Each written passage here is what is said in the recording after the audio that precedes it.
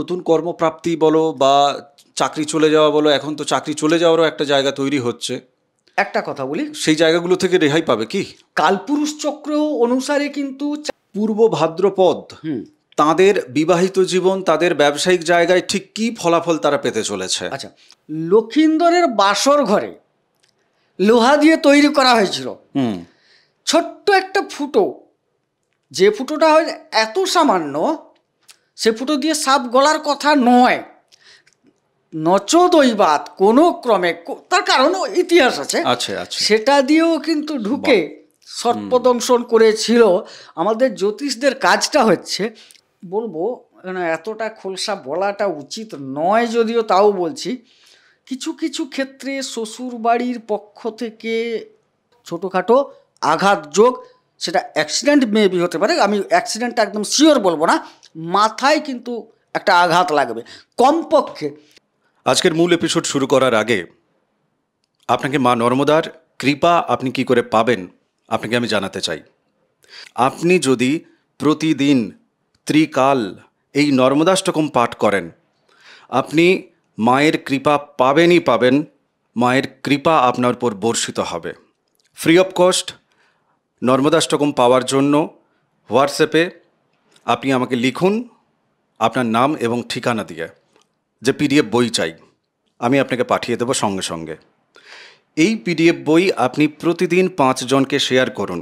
আর যারা নর্মদাষ্টকম পাঠ চক্রে অনলাইনের মাধ্যমে জয়েন করতে চান ফ্রি অফ কস্ট, তারাও আমাকে হোয়াটসঅ্যাপে লিখবেন।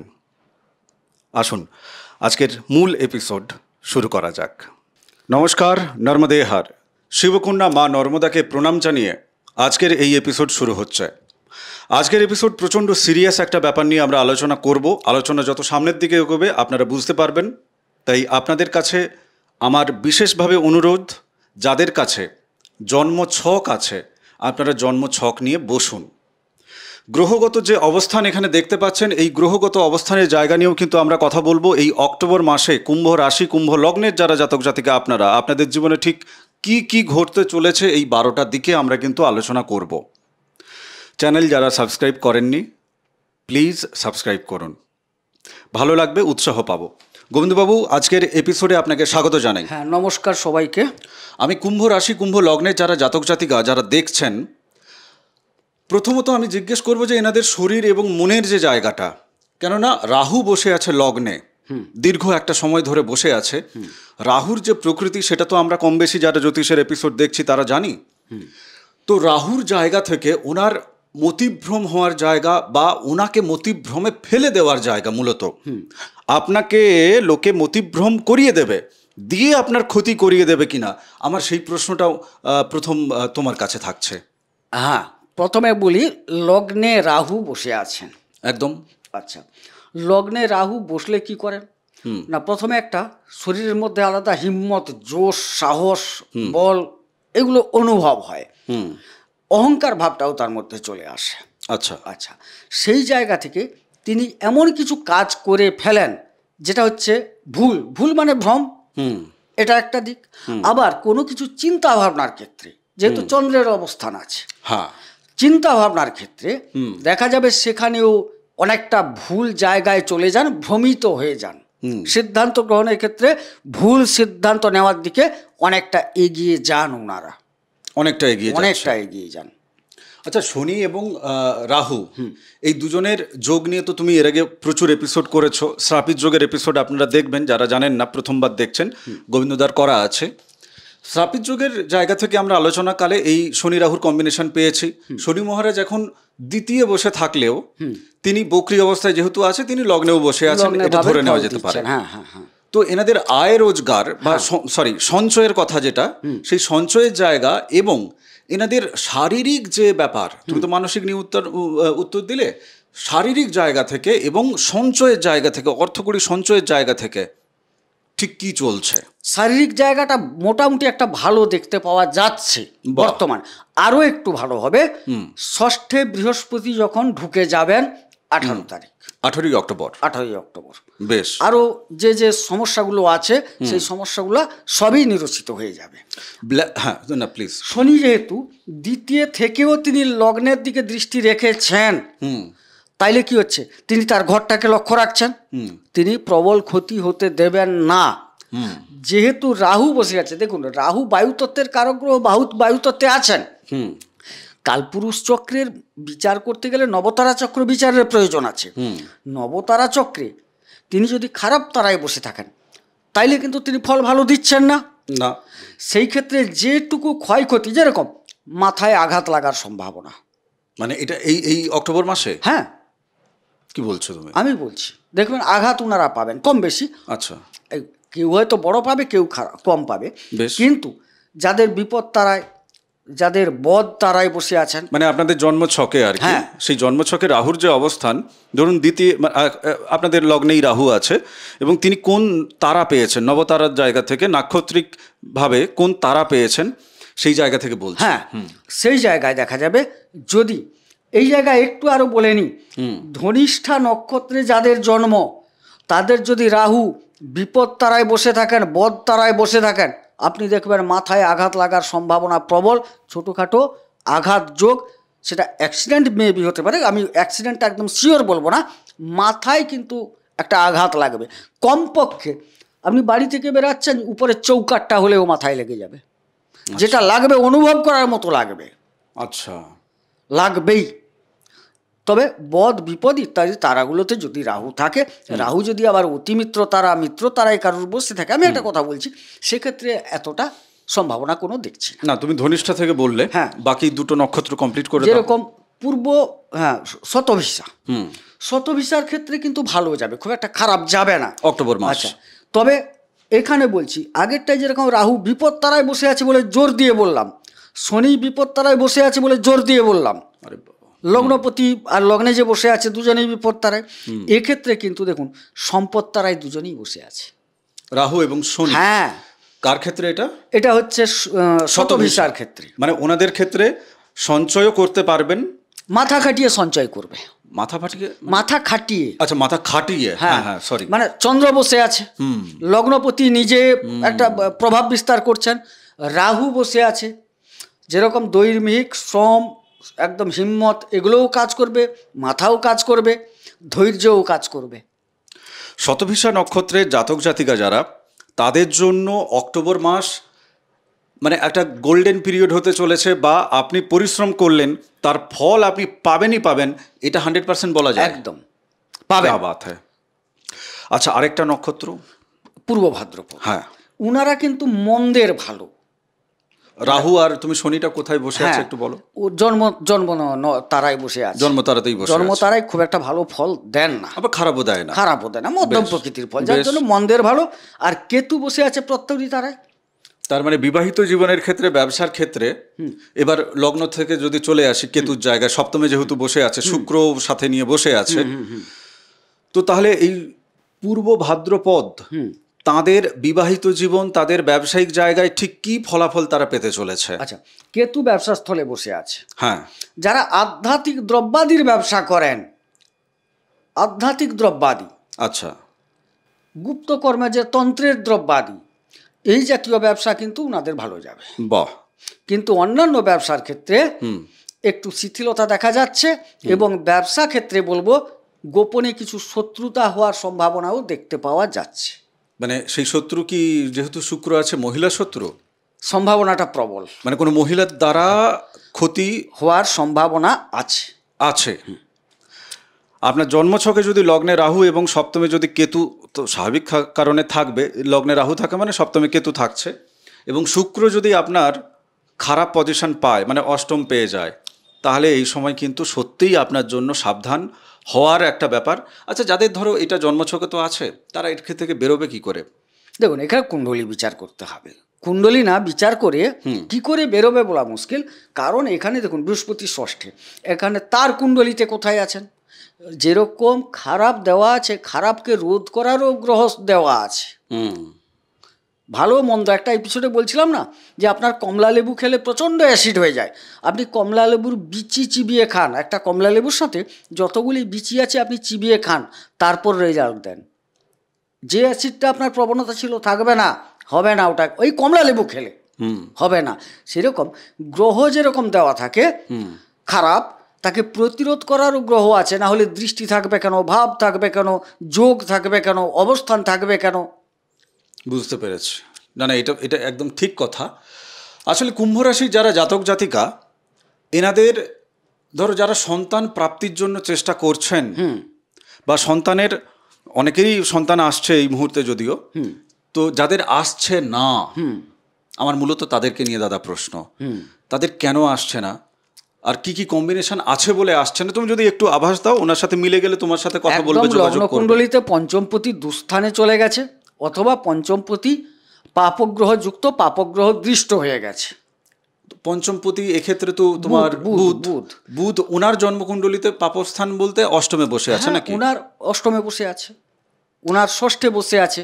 ষষ্ঠে বসলে রোগের দ্বারা হবে না, অষ্টমে বসলে হয়তো বাচ্চা আসছে কিন্তু মিসক্যারেজ করে যাচ্ছে, আর দ্বাদশে বসলে আসছেই না কোনো কারণে। দেখো, অনেক ক্ষেত্রে এটাও তো ঠিক কথা, তুমি নিশ্চয়ই এটা মানে সত্যিটাই বলবে, প্রতিকারে তো অনেক ক্ষেত্রে অনেকের কাজও হয় না। মানে হ্যাঁ বলুন, তারপর বলছি। প্রতিকারে কাজও হয় না অনেকের ক্ষেত্রে। আমরা নিজেরাই অনেকের জন্মছক দেখার পরে বলি যে না, আপনাকে প্রতিকার দেওয়া যাবে না, কেননা আপনার কাজ হবে না বলে। তো তাহলে মানে মানুষ যাবে কোথায়, বা কিভাবে সে সমাধান পাবে? দেখুন, হয় না শব্দটা এমন একটা শব্দ যেটাকে একদম 100-র মধ্যে মানে 100 হলেই বলা যায়। কথাটা বুঝতে পারলেন?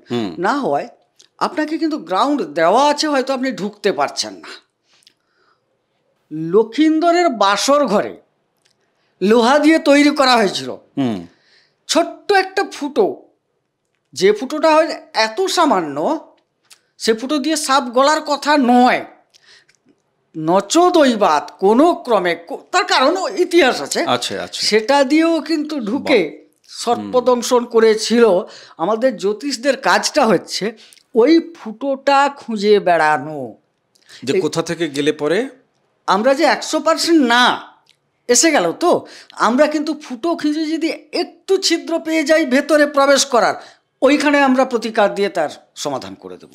একদম ফুটো যদি না পাই কোথাও, তাইলে হাত জুড়ে দেবো যে না, আমাদের দ্বারা হবে না, অর্থাৎ ঈশ্বর চাইছেন না।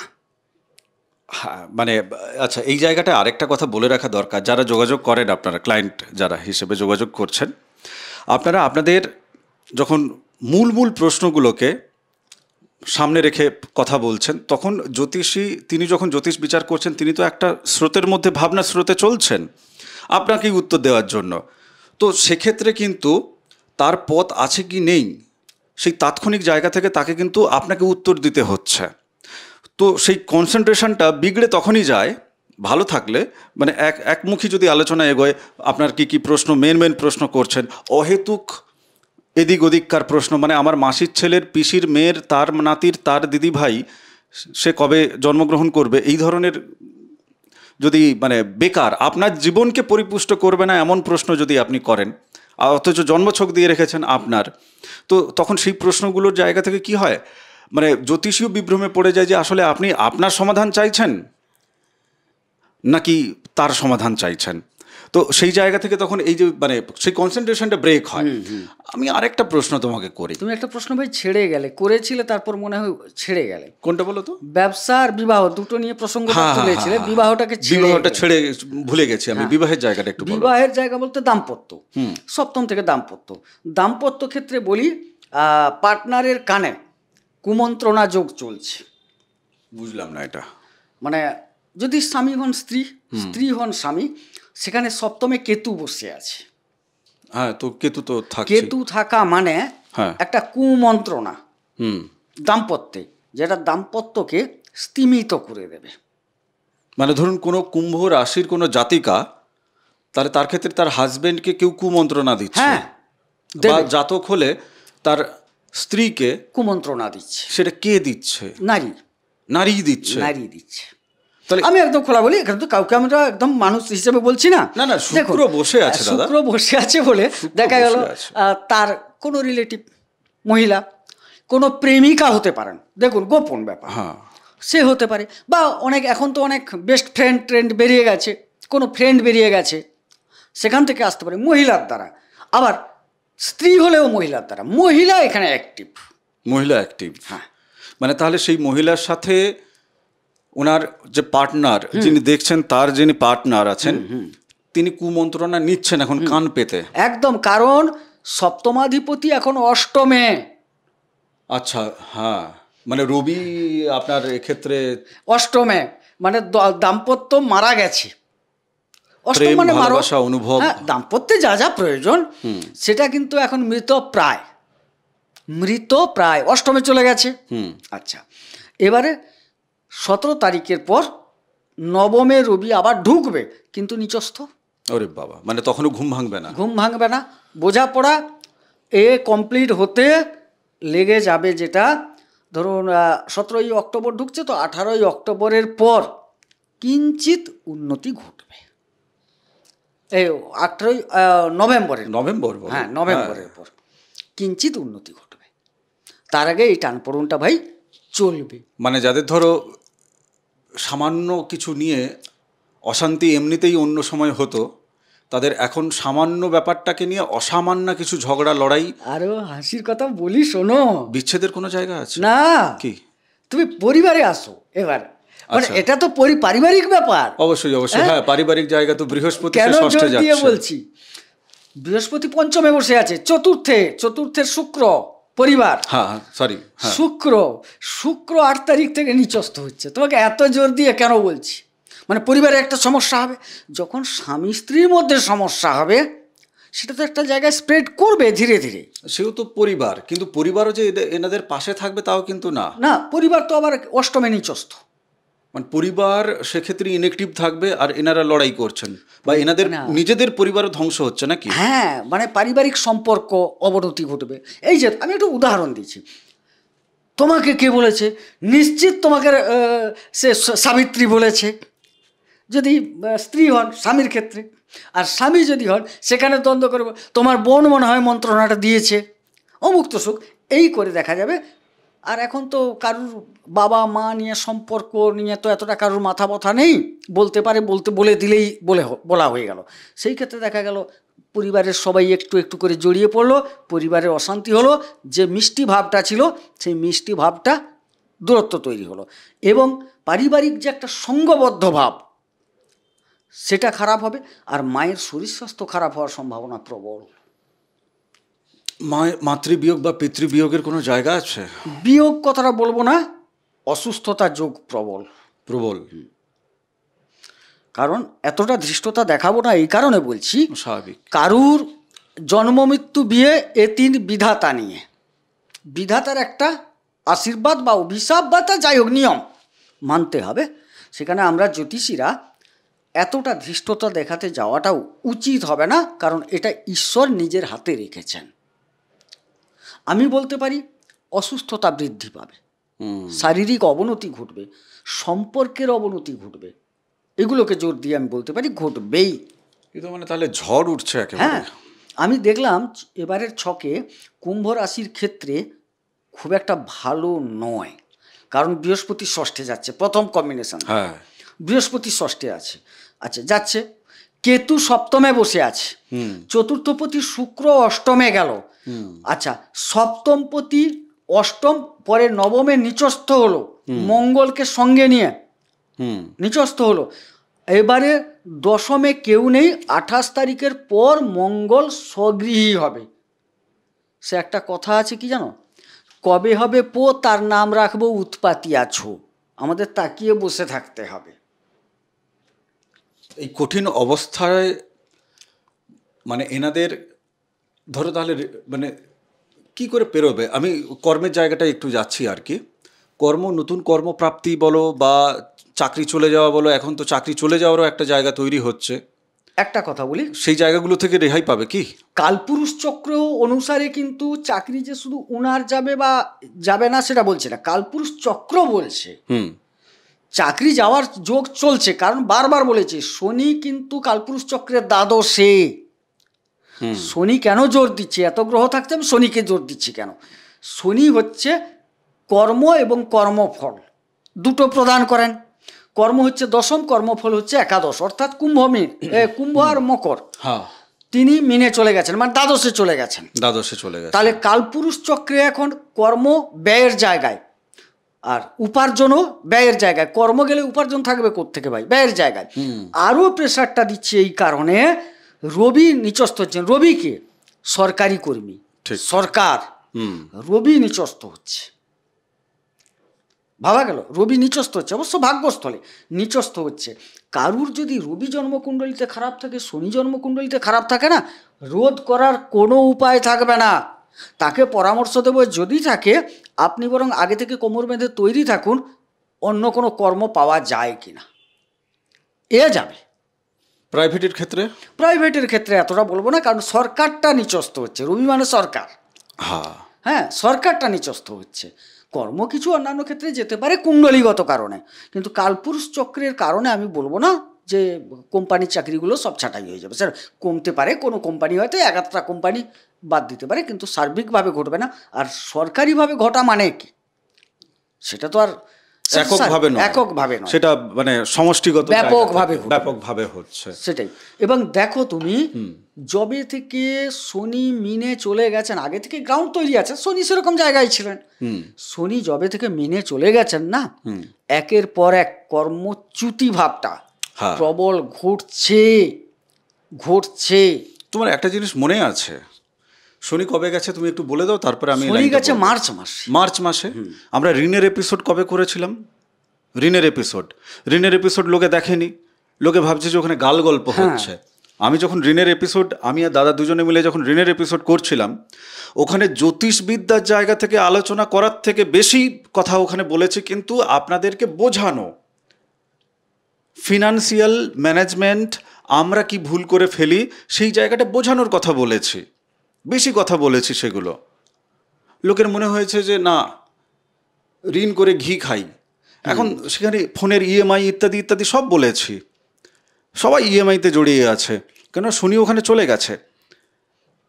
তো সেই জায়গা থেকে এই সিচুয়েশানগুলো তৈরি হবে, চাকরি বাকরি চলে যাবে। ওই কারণে মার্চের পরের এই এপিসোডটা এসছে, দেখবেন ঋণের এপিসোড গোবিন্দ দার সাথে আমার করা আছে। এনাদের ঋণ টিন কি হয়ে যাবে নতুন করে? কুম্ভ রাশি, কুম্ভ লগ্নের আমি যেটুকু দেখছি বর্তমান সময়কালে কিন্তু কম বেশি ঋণ বরং কিছুটা পরিশোধ করছেন। বাহ, তাহলে তো ভালোই, অল্প করছেন। কারণ সরি, ভুল বললাম, ষষ্ঠের অধিপতি না, ঋণ একটা নিউট্রাল আছে, তবে ঋণ এই মুহূর্তে নয়, ঋণটা আপনার স্টে আছে। কারণ ঋণের অধিপতি চন্দ্র, সে তো 2.5 দিন অন্তর চেঞ্জ করে। এখন তো ধরা আছে যে তিনি কুম্ভে বসে আছেন, চন্দ্র ধরে আমরা আলোচনা করছি। তো মাঝে মধ্যে যেহেতু রাহু আর চন্দ্র একটা গ্রহণযোগ তৈরি করে, মাঝে মধ্যে হবে, নেওয়া দেওয়া সব রকমই হবে, তবে খুব বেশি মাইনাসে যাচ্ছে না। মানে আগের তুলনায় যে অবস্থায় ছিলেন আপনি, ওই অবস্থায় তুলনায় অধঃপতন, এতটা অধঃপতনে আসবে না। তবে আবার বলছি, এই যে কর্মের কিছু হানি ঘটবে, তার মধ্যে যদি এই কুম্ভে 2-4 জন চলে আসেন কোনো কারণে, তাদের ক্ষেত্রে আবার পরবর্তী ক্ষেত্রে ঋণের যোগ দেখা যাচ্ছে। দেরি আছে। যারা পার্মানেন্ট সলিউশন করতে চাইছে, বর্তমান সময়ে রিয়েকশন তো চলবেই, কিন্তু যারা পার্মানেন্ট সলিউশন করতে চাইছে তাদের জন্মছক দেখিয়ে এখন তাদের করে নেওয়া উচিত কি উচিত নয়? আচ্ছা, একটু বলে নি, কেন ভাগ্য কতটা সুপ্রসন্ন, ভাগ্য যদি সাথ না দেয় তো জন্মছক দেখিয়ে তো আদতে কিছুই হবে না। আচ্ছা, আমি অর্ধেকটা ঋণের বললাম তো। আচ্ছা বলো। মানে এটা অর্ধেকটা কেন বললাম, রবি তো আর পুরোটা থাকছেন না অষ্টমে, তিনি তো আবার 17 তারিখ বেরিয়ে যাচ্ছেন। আবার বৃহস্পতি সঞ্চয়পতি, তিনি কিন্তু 18 তারিখ ষষ্ঠে আসছেন। আচ্ছা, এটা গেল অর্ধেক পর্যন্ত, 50% ফল, মানে 15 তারিখ পর্যন্ত। 15 তারিখের পর ঋণ যোগ আবার আসছে, ঋণ হবে। সঞ্চয়পতি ষষ্ঠে এসে গেলেন, তাহলে কি হবে আর? এবং তিনি আবার একাদশপতি। বুঝতে পেরেছ? মানে আয়ের থেকে ঋণ বেশি হবে, আয়ের থেকে ঋণটা বেশি। আয়টা কি হচ্ছে, একাদশপতি দ্বিতীয় পতি, মানে আয় আনার জায়গা আর সঞ্চয়ের জায়গা দুটো থেকে ষষ্ঠে চলে গেল। ব্যাস, তার মানে ঋণটা হবে কবে থেকে বললাম না, প্রথমার্ধে হচ্ছে না, দ্বিতীয়ার্ধে হচ্ছে, অক্টোবর মাসের দ্বিতীয়ার্ধে হচ্ছে। এনাদের শত্রুতার জায়গাটা তুমি আমাকে একটু বলো, শত্রু কি মাথা চাড়া দিয়ে উঠবে এখানে? বাইরের শত্রু? বাইরের শত্রু বলতে দেখুন, এই মুহূর্তে শত্রুতা কম বেশি আছে, কিন্তু এনাদের তো প্রচুর শত্রু, আছে প্রচুর শত্রু। এবং বলবো এতটা খোলসা বলাটা উচিত নয়, যদিও তাও বলছি, কিছু কিছু ক্ষেত্রে শ্বশুর বাড়ির পক্ষ থেকে একটা কিছু শত্রুতা যোগ তৈরি হবে। শ্বশুর বাড়ি থেকে, শ্বশুর বাড়ির পক্ষ থেকে হয়তো কেন্দ্রটা শ্বশুর বাড়ি, তাকে মানে সেই শ্বশুরকে কেন্দ্র করে একটা সরু ভাই কি অন্য কেউ, আচ্ছা, কেন্দ্রটা লক্ষ্যটা শ্বশুর বাড়ির কারণে, মানে তুমি সম্পত্তি ভাগ বাটোয়ারা সেই জায়গাটাকে ইন্ডিকেট করছো, বুঝতে পারছি। যাই হোক, লাস্ট প্রশ্ন এনাদের জন্য, যাদের সন্তান পড়াশুনো করছে, কুম্ভ রাশি কুম্ভ লগ্নের যারা সন্তানদের আছে বা এনাদের যে সন্তান তারা পড়াশুনো করছে, চাকরি বাকরির জন্য প্রিপারেশন তো ছেড়েই দাও, মানে আমি পরীক্ষা বা পড়াশুনো এই জায়গাটুকু জানতে চাইছি, কেমন তাদের এখন মতিগতি আছে? বর্তমান মতিগতিটা মোটামুটি ঠিক আছে, কারণ 3 তারিখ অবধি অক্টোবরের বুধ অষ্টমে, পঞ্চমপতি অষ্টমপতি হয়ে অষ্টমে, কিন্তু অষ্টমটা তার নিজের ঘর, আচ্ছা, যার জন্য ঠিকই থাকবে। বিশেষ করে উচ্চশিক্ষায় যারা আছেন তাদের ক্ষেত্রে, মানে দূরবর্তী ক্ষেত্রে বিদেশে পড়াশোনা করছেন তাদের ক্ষেত্রে সময়টা ভালো। তারপর বুধ নবমে যাবেন, খুব একটা খারাপ ফল আমি দেখছি না, কিন্তু আমরা যদি কালপুরুষ চক্র বিবেচনা করি সেখানে কিন্তু একটু আমরা বৃহস্পতিটাকে শিক্ষা দীক্ষার বিষয়টা নিয়ে বেশি ভাবি। তিনি তো চলে যাচ্ছেন, তিনি ষষ্ঠে গেলে কিঞ্চিত এদিক ওদিক হবে। তবে ওই ছেলেটির যদি সত্যি কথা বলতে রাহু লগ্নে বসে আছে, হ্যাঁ, মানে আমি প্রেমের দিকেও যেতাম, আমি লাস্ট বলে ফেলার পরেও আমার মাথায় চলছে যে এনারা কি প্রেমের দিকে যাচ্ছেন? কুম্ভ রাশি কুম্ভ লগ্নের মানুষ একটু বিগড়াবেই, মাথা একটু বিগড়াবে। রাহুল যেহেতু লগ্নে বা রাশিতে বসে আছে, মাথা কিন্তু বিগড়াবে। আমি পরামর্শ দেব, আপনার যদি বাড়ির সন্তানের এরকম সিচুয়েশান থাকে, একটু মোবাইল কম্পিউটার, মানে বাড়ির বাচ্চাদের ক্ষেত্রে দূরত্ব বজায় রাখতে বলুন। আর বড়রা যারা করছেন তারা কাজের প্রয়োজনে ইউজ করুন, কারণ রাহু আবার কম্পিউটার লগ্নে বসে আছে, কিন্তু ওটাকে যদি সে কর্মের খাতিরে নেয়, শিক্ষার খাতিরে নেয় ঠিক আছে, যদি ওটাকে আয়েস করার খাতিরে নেয়, কি বলবো, আনন্দ উপভোগ করার খাতিরে নয়, তাহলে টাইম পাসের জন্য আর কি ক্ষতি হয়ে যাবে, এন্টারটেইন হচ্ছে আর কি। প্রেমের দিকে কি যাচ্ছে এখন? প্রেম আসছে জীবনে? প্রেম তো এখন চলছিল টুকটাক, কেটে যাবে এবারে তো প্রেমে বরং সমস্যা দেখতে পাচ্ছি। বর্তমান প্রেম ঠিকই আছে, মধ্যম প্রকৃতির, কারণ প্রেমের অধিপতি নবমে যাচ্ছে, খুব একটা খারাপ নয়। প্রেমের জায়গাটা মোটামুটি ঠিকঠাক আছে, উত্থান পতন ঘটবে, সেটা নিজস্ব কুণ্ডলী অনুসারে, গোচর অনুসারে, সেরকম কোনো দেখছি না। বেশ, আজকের এপিসোডে মোটামুটি যদি আমি সাম আপ করি, টোটাল বিবাহিত জায়গা, কুমন্ত্রণা, গুপ্ত শত্রু এই জায়গা থাকছে, বাদবাকি ব্যবসার জায়গাতেও মহিলা শত্রু, বিবাহের ক্ষেত্রেও মহিলা ইন্ধনদাতা আসছে, সাবধান থাকুন। বাদবাকি প্রেমের জায়গা তো বললো এক্ষুনি, নিশ্চয়ই আপনাদের মনে আছে। টাকা পয়সা সঞ্চয়ের ক্ষেত্রে আসবে যেমন যাবে তেমন সব। আর এই মাসের অর্ধেক সময়টার পরে আপনাদের ঋণের একটা যোগ আছে। ঋণ যদি ব্যবসার ক্ষেত্রে নেন তবুও ঠিক আছে, কিন্তু ব্যক্তিগত ক্ষেত্রে ঋণ যদি না নেওয়া যায় সেটা বরং ভালো হবে। খরচার জায়গা থেকে একটু কমান, আর বুদ্ধি খরচের জায়গাতেও একটু সংযত থাকুন, কেননা ভুল বুদ্ধি, ভ্রমিত বুদ্ধি নিজেও হবেন আর অন্যকে করার দিকেও কিন্তু আপনি এগোচ্ছেন, আর সেখান থেকেই শত্রু তৈরি হচ্ছে। কেমন? তো মোটামুটি এই জায়গাগুলো পরিষ্কার হলো। লাস্ট যে প্রশ্নটা আপনাদের কাছে আমি রাখবো, ওটা গোবিন্দদার কাছে থাকবে না, সেটা হচ্ছে যে আপনাদের জীবনে বর্তমান যে ডামাডোল সিচুয়েশনগুলো চলছে, এই ডামাডোল সিচুয়েশন থেকে আপনি নিজেকে বের করানোর জন্য কতখানি আপনি সচেষ্ট আছেন? আপনি সত্যিই চাইছেন কি এই ডামাডোল অবস্থা থেকে বের করাতে? একটা পার্মানেন্ট সলিউশন চাইছেন কি?